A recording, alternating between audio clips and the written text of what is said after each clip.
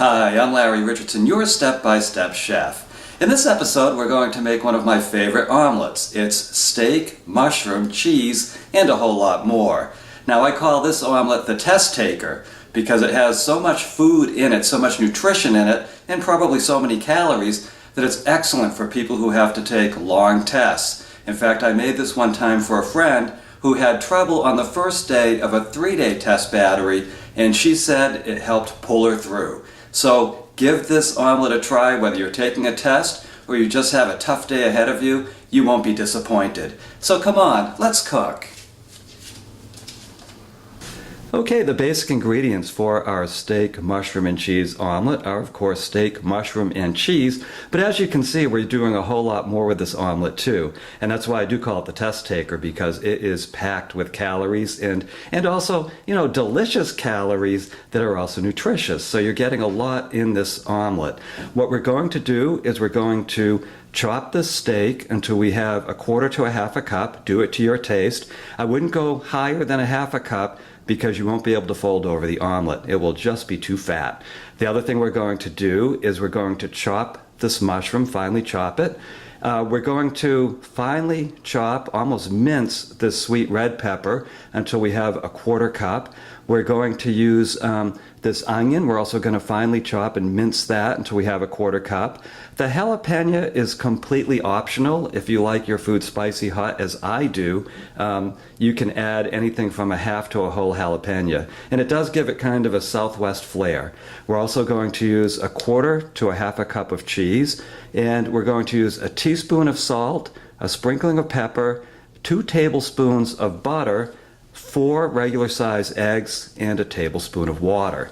Now let me show you how to put all this together. Okay, the first thing we're going to do is finely chop our steak. And if you have like fat pieces or chewy pieces, certainly trim them out of the steak. I like the sirloin steak or a top round steak because they tend to have less fat in them. But you can use just about anything. If you have, filet mignon, go ahead, go to town. Use it in this omelet. If you have leftover steak that's already cooked, then you can just add it right in to the omelet. You can heat them up with the vegetables and then just add it right in. But again, I'm shooting for about 1/2 cup of finely cut steak. So here we go. Just cut into little strips. And now I'm just cubing it. And do try to make these little pieces because you don't want to have to use a knife with an omelet, and you don't want people getting these big chunks of steak that they have to chew for 5 minutes before they can take the next bite. It's really one of those dishes that should be fork ready. Those look good. Just taking a look at any bigger pieces that I want to make a little smaller. There we go. So I'm going to set that aside in this bowl. Okay, next up, let's chop our mushrooms. Now these mushrooms have been rinsed and I wiped them dry. It just makes them easier to work with. And I'm using baby Bella mushrooms, but you can use white mushrooms. Any of the edible mushrooms that you want to use are perfect for this dish. And the mushrooms do cook down nicely. But I like to make these things, again, into these tinier pieces because they just really meld into the omelet much better than big chunks of vegetable or meat.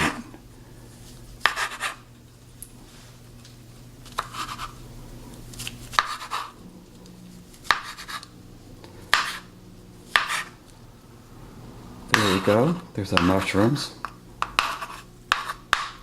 Okay, pieces are getting away from me. Now let's do our onion. And again, we're shooting for about 1/4 cup of each of these veggies. The mushroom, it looks like a little bit more, but boy, do they cook down. So I don't really worry about too much about how much mushroom you add, because it does cook right down. And this is a sweet onion. I know I say over and over, but I can't get over it. These sweet onions just really add to every dish, unless you're making something that's spicy, in which case you may want yellow onions. But if you can get sweet onions in your area, try them. I think they're worth the slight extra expense.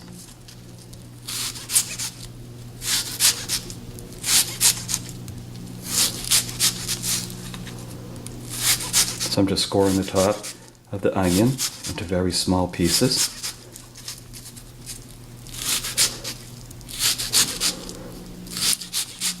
There we go. I'm just cutting down the face.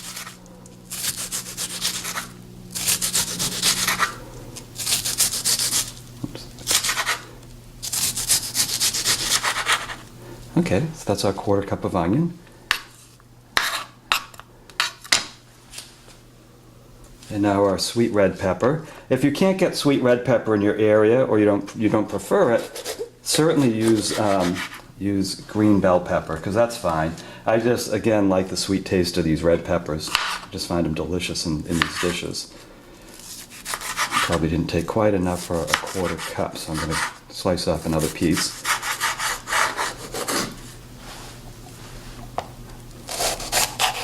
There we go.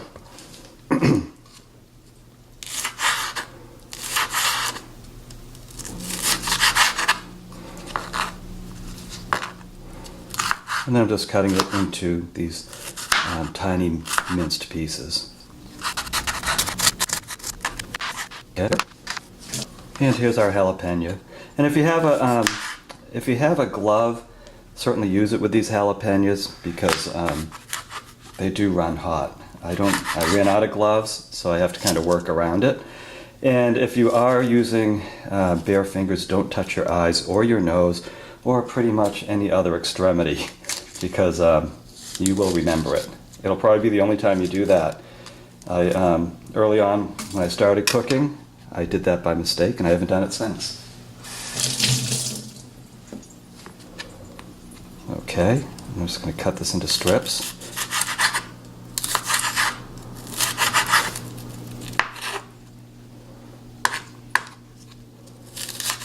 And again, this is fully optional. If you don't like the heat, then keep these out of your kitchen.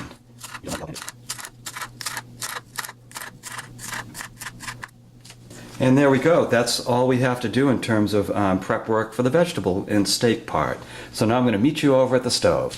Okay, now this small frying pan has been preheating over medium heat. So I'm just going to add a little bit of butter.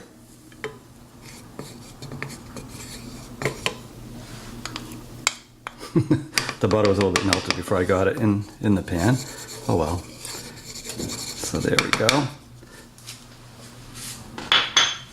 And then we're going to add our steak. So the first thing we want to do is brown the steak. And then what we're going to do is add the vegetables to this. But I like to make sure that the steak is good and cooked through before I do anything with the vegetables. And to try to work around this and brown it with the vegetables in the pan just makes it many times more difficult. And also the vegetables may overcook as a result. So what we're going to do is brown the steak first.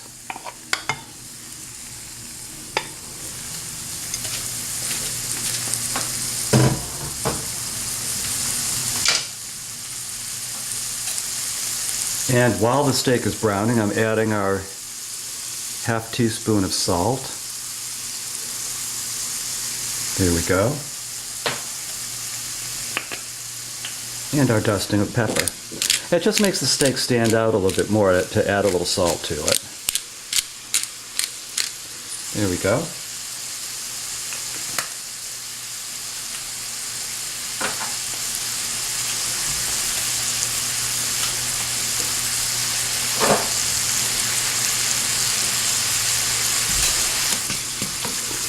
So it's going to take us about 5 minutes to get the steak browned, so I'll be right back. And here we are 5 minutes later. The steak is all browned up, so I'm going to add the vegetables. And the vegetables, what we're going to do is just give them a nice sautéing. When the onion starts to look clear, then we'll know that it's ready to go into our omelet.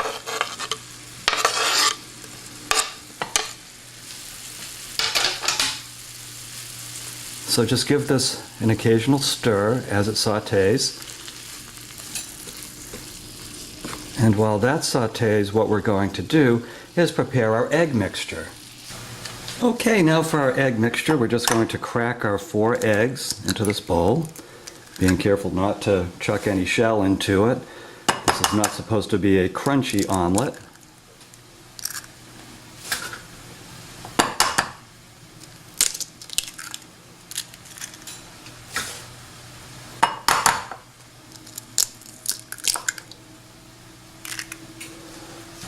And then before we beat the eggs, we add 1 tablespoon of water. Now the water, you can also use milk if you like, but the water helps the egg to fluff up some. Now I find a tablespoon is perfect. Any more than a tablespoon and the egg just gets monstrously puffy. So a tablespoon's about right. You can add a little bit less if you want. And then we just mix up the eggs.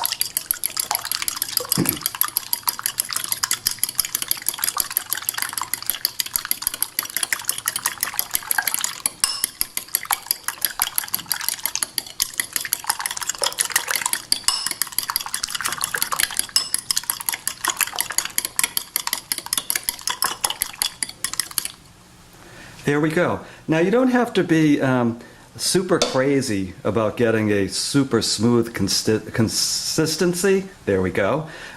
Because you do want a little bit of the clear chunk in this mix. And I'm going to show you why back over at the stove. Okay, I've had this frying pan preheating just over medium heat. That takes about 4 minutes depending on your stove. And it depends on your pans too. But you can see the butter's melting nicely. Get it very well spread over the bottom of the pan, whatever kind of pan you're using, because you don't want any of the egg to stick to it. And then I'm going to pour in the egg mixture.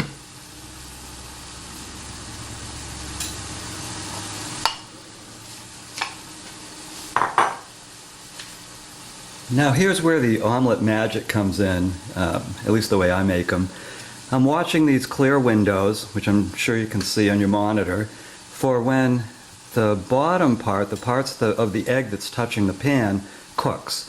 And the way I can tell that it's formed a floor for the omelet is when the window turns white or yellow. That says that we have a nice base, and that when we add the steak and vegetables, and when we add the cheese, it won't be falling right through the omelet and hitting the bottom, which would turn it more into a scrambler than an omelet. So watch that, because it'll take about 2 to 3 minutes until you get that nice strong base, and then you're ready to add the other ingredients that we've prepared.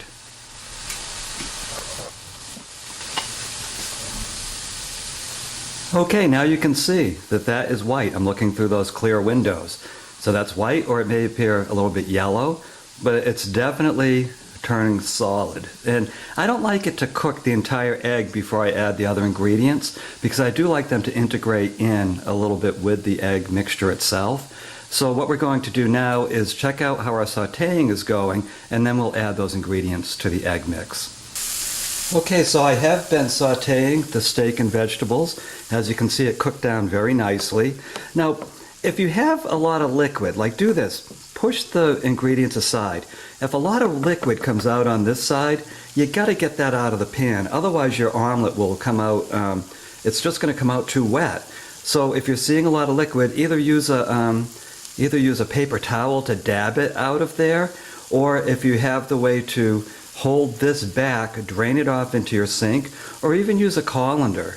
I mean, even that would work. Just anything to get that liquid out, because you don't want a soggy omelet. So this is ready. I'm going to take you back over to the egg, and we're going to add these ingredients. And what we want to do first is take our steak and vegetable mixture, and we're just going to put it on half of the omelet. Only half, because we're going to put the cheese on the other half, and then we're going to cook it with the cover on for a bit, and then we're going to fold it over and make the classic omelet. So you can see this is a really hearty omelet. It has delicious ingredients. I love this one. And now we're going to add our 1/4 to 1/2 cup of cheese. Some of the people who watch my videos say that I don't add enough cheese. You know, honestly, you are welcome to add as much cheese as you want. You have my permission if that's important to you. But there's about a 1/4 to 1/2 cup of cheese right there. And then what we're going to do is cover the omelet, and what we're looking for is for the cheese to melt down and for the egg mixture to solidify. And this will take 2 to 3 minutes. So what we're going to do is we're going to lift the cover in 2 minutes, and if the cheese is fully melted and the egg mix is no longer runny, then we're going to fold it over. So I'll see you in 2 minutes. Okay, 2 minutes later, let's see what we've got. That's perfect. That's exactly what I'm looking for. Let me show you. You can see that the cheese is all melted. The egg mix does not look runny anymore. It's cooked all the way through. So now what we're going to do is fold the omelet.